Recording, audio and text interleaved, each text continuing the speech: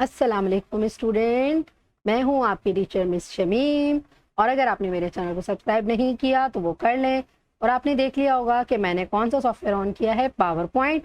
आपकी बेहद फरमाइश पर पावर पॉइंट मैंने स्टार्ट कर दिया है और आज हम इसकी पहली क्लास लेंगे और उसके अंदर हम कुछ बेसिक चीज़ें सीखेंगे। तो सबसे पहले तो आप इसका लेआउट देख लें, क्योंकि माइक्रोसॉफ्ट कंपनी का ही एप्लीकेशन है, वर्ड एक्सेल पावर पॉइंट की तरह ही है। तो यहाँ पर आपको सबसे पहले जो नज़र आएगा वो ब्लैंक प्रेजेंटेशन लिखा हुआ नज़र आ रहा है, तो हमने इसी पेज पे काम करना होगा। और इसके अलावा बाद में हम ये टेम्पलेट्स भी देखेंगे और इसके अलावा यहाँ बनी बनाई थीम्स भी हैं और बने बनाए स्लाइड्स वगैरह भी हैं, प्रेजेंटेशंस भी हैं, इनको भी यूज़ करना सीखेंगे। और पावर पॉइंट की स्लाइड्स किस फॉर्मेट में सेव होती हैं, पीपीटी, यानी इसका एक्सटेंशन जो होता है वो .pptx होता है। और वर्ड का कौन सा होता है, वर्ड का होता है डॉक और एक्सेल का होता है एक्सेलस। ठीक है, ये इनका एक्सटेंशन कहलाता है। और यहाँ पे रिसेंट यूज़ हुई हुई फाइल्स हैं। प्रेजेंटेशन के ज़रिए आप अपने बात को समझा सकते हैं, जैसे कि मैंने भी जैसे ये एक बनाई हुई है, मैं आपको दिखाती हूँ। लाइक इस किस्म की प्रेजेंटेशन कि हमने एक सॉफ्टवेयर के बारे में डिटेल के साथ जैसे लिखा हुआ है, अपनी बात को समझाना आसान हो जाता है। फर्स्ट हमारा टाइटल पेज होता है, उसके बाद आप जो भी चीज़ पढ़ा रहे हैं या बता रहे हैं ऑफिस में कहीं भी, तो वो पूरी डिटेल उसकी आ जाती है।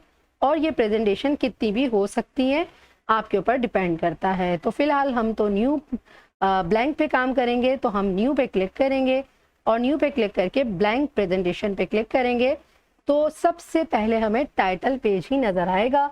तो यहाँ पर आप जिस हवाले से भी प्रेजेंटेशन बनाना चाहते हैं तो वो टाइटल यहाँ पर डालेंगे। तो फ़िलहाल मैं एजुकेशनल बना लेती हूँ, तो यहाँ पर हम टाइटल डाल देते हैं, कोई भी इंस्टीट्यूट बना लेते हैं, चलें डमी बना लेते हैं, ABCD कंप्यूटर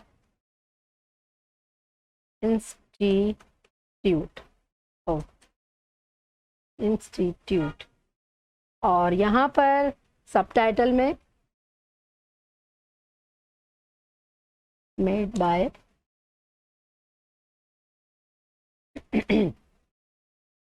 मिस शमीम। और एक स्लाइड तो नहीं होगी, यानी कि ये तो टाइटल स्लाइड हो गई है, हमें मज़ीद स्लाइड ऐड करनी है।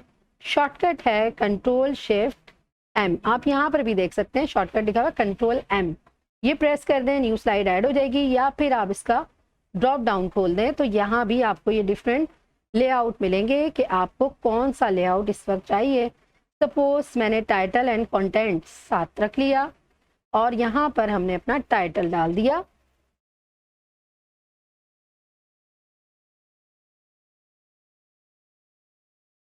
ठीक है, ये हो गया हमारा टाइटल। और सब टाइटल यानी कि डिटेल, अगर इंग्लिश लैंग्वेज भी करवा रहे हैं तो उसकी डिटेल हमारे पास होगी। फ़िलहाल तो मैं रैंड का फार्मूला लिख रही हूँ। ठीक है, डिटेल होगी तो प्रॉपर हम टाइप करेंगे, जैसे मैंने पहले आपको प्रेजेंटेशन दिखाई थी। अब दूसरी स्लाइड हमें किस टाइप की चाहिए, वो लेआउट हम यहाँ से सिलेक्ट कर सकते हैं। लाइक मुझे टीचर्स के नाम देने हैं, तो मुझे कंटेंट विद कैप्शन चाहिए, तो मैंने यहाँ क्लिक कर दिया, यहाँ पर हेडिंग डाली। अपने काम के मुताबिक आप स्लाइड्स को सिलेक्ट करेंगे। टीचर्स नेम हमने डाले यहाँ पर,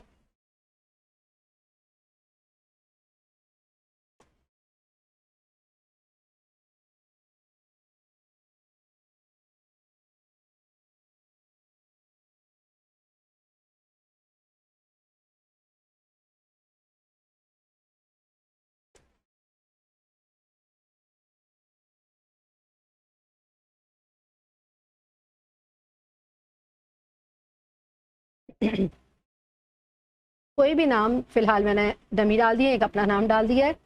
उसके अलावा हम यहाँ पर टेबल का इस्तेमाल कर सकते हैं। ये टेबल के तमाम ऑप्शन डिटेल के साथ आपने कहाँ पढ़े थे, एक्सेल में पढ़े थे। अगर हम इस पर क्लिक कर लें और रोज़ कॉलम वगैरह बता दें और ओके करें, तो देखिए टेबल की पूरी विंडो लेआउट से लेकर डिज़ाइन तक खुल चुकी है। मतलब ये कि अगर टेबल में कोई डेटा क्रिएट करना है तो हम वो कर सकते हैं। मैंने Ctrl+Z अंडू कर दिया। अगर चार्ट का इस्तेमाल करना है तो एक्सेल खुलेगा, इसको यूज़ कर सकते हैं। चार्ट आप एक्सेल पे जाके सीख सकते हैं मेरी क्लासेस में। स्मार्ट आर्ट का इस्तेमाल करना है, यानी एज अ ग्राफ पेपर आपने सॉफ्टवेयर या क्लासेस बतानी है, तो यहाँ से आप इनको यूज़ कर सकते हैं। ये भी डिटेल के साथ मेरी वर्ड की क्लासेस में मौजूद है। और अगर हम कोई पिक्चर यूज़ करना चाहते हैं इंस्टीट्यूट या इदारे की, अगर तो हमारे पास मौजूद है, वैसे तो नहीं ख्याल कि मेरे पास कोई पिक्चर होगी। फ़िलहाल हम देखते हैं कि पिक्चर्स हमारे पास कोई मिल जाती है तो यूज़ कर लेते हैं।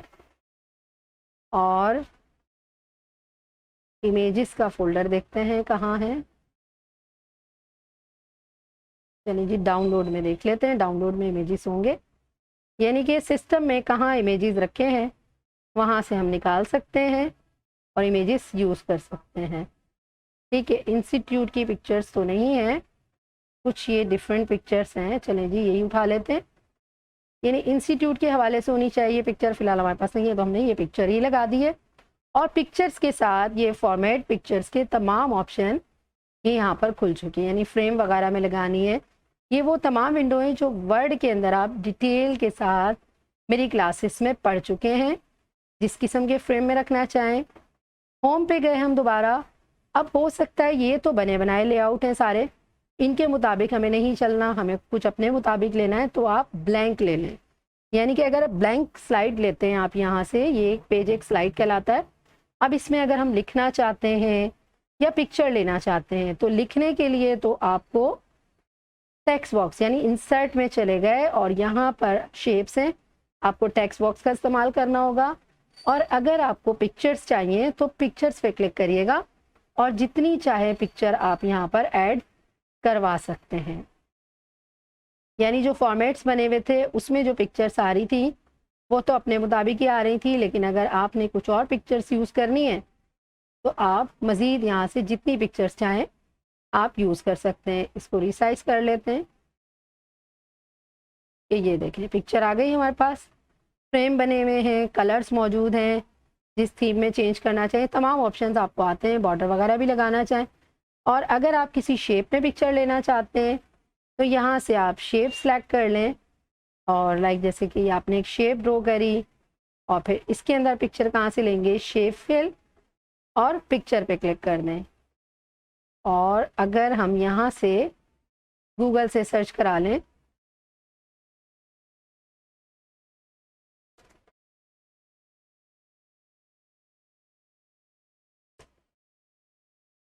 फ्लावर्स, बैकग्राउंड हमने ले लिए, इंसर्ट, यानी सिस्टम से भी उठाई जा सकती थी, हमने यहाँ से उठा ली।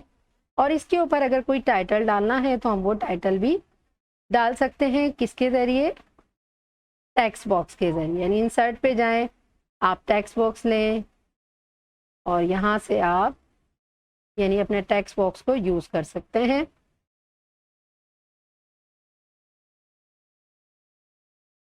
इमेज लिख देते हैं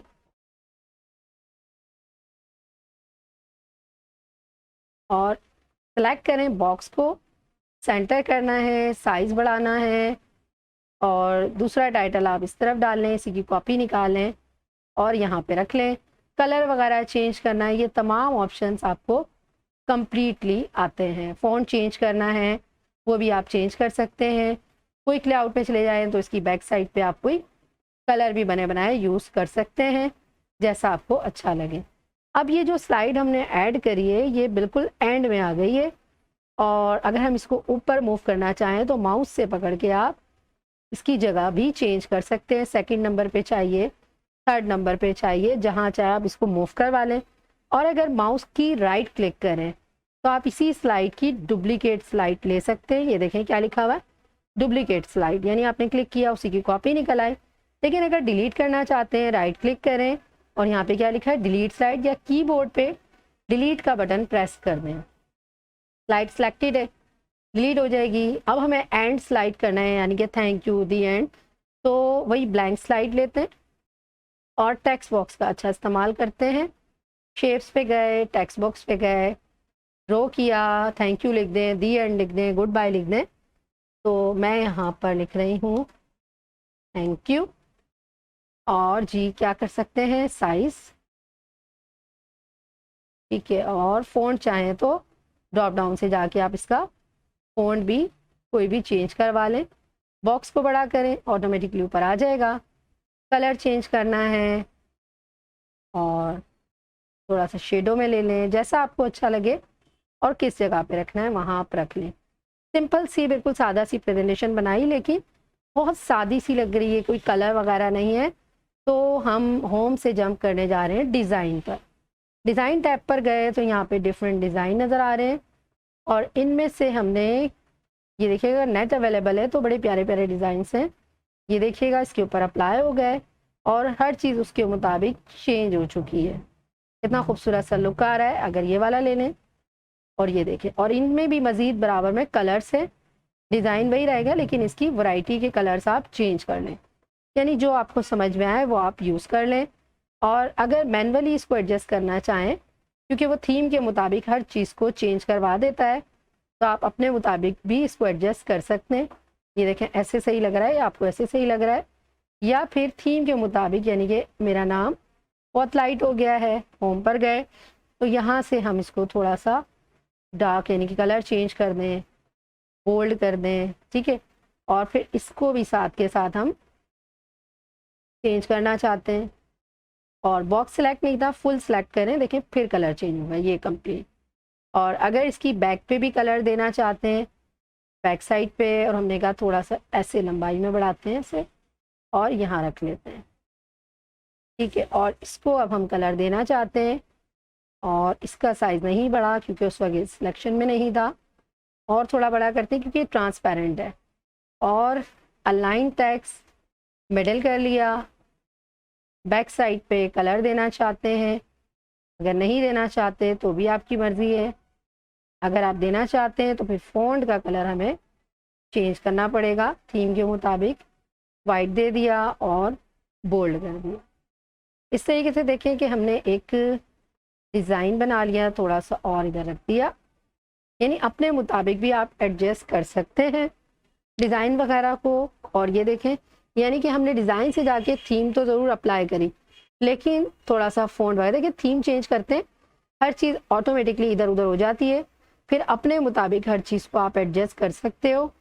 तो यहाँ तक यकीनन आपको समझ में आया होगा कि हमने ब्लैंक प्रेजेंटेशन ली और बाद में हर फ़ॉन्ट को अपने मुताबिक जैसा आपको ठीक लग रहा हो आप एडजस्ट कर सकते हो। इसके बैक पे कलर लेना है तो वो ले सकते हो।